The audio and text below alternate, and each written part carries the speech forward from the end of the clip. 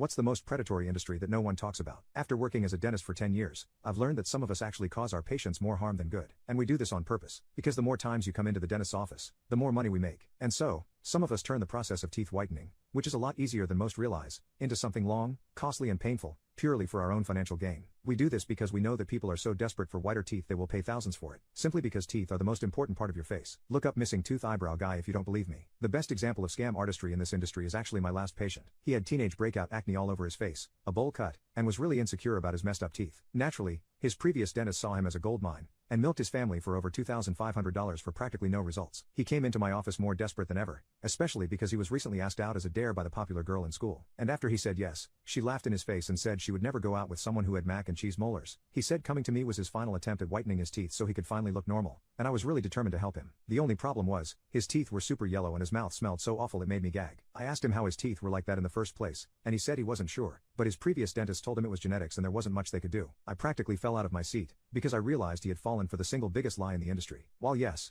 genetics can affect how yellow your teeth are, turning them pearly white is still incredibly easy despite it. After I told him this, he looked like someone just shattered his entire perception of reality. He asked me how he could get white teeth naturally despite his bad genetics, and my answer to him was the one that dentists avoid giving at all costs. When he heard it, he did a double take and fully refused to believe me, but after I broke it down scientifically he was sold. You see, all I told him was that he needed to brush his teeth with toothpaste that don't have harsh chemicals in them. Brands like Sensodyne and Colgate, which everybody uses for some reason, have parabens and hydrated silica. Parabens disrupt hormone function by mimicking the hormone estrogen, which may lead to breast cancer and reproductive issues. As for hydrated silica, it damages tooth enamel, and using it to brush your teeth is like using sand to clean glass. So instead of cleaning your teeth, you're actually causing severe damage to not only your teeth, but your reproductive organs too. Just changing to a natural toothpaste with better ingredients would be more effective for him since the standard brands weren't working. Lately, I've only been giving my patients ORL toothpaste because it has xylitol, which reduces the risk of tooth decay by eliminating the bacteria that causes the decay, and avoids all harsh chemicals, including parabens and hydrated silica. It also has the best taste, which makes it easier for my patients not to go back to their usual sweet toothpaste. But honestly, any toothpaste without harsh chemicals works. You just have to do the research first to make sure it's actually safe for you. My patient tried arguing with me when he saw that the toothpaste costs almost $30, saying that I was trying to scam him too.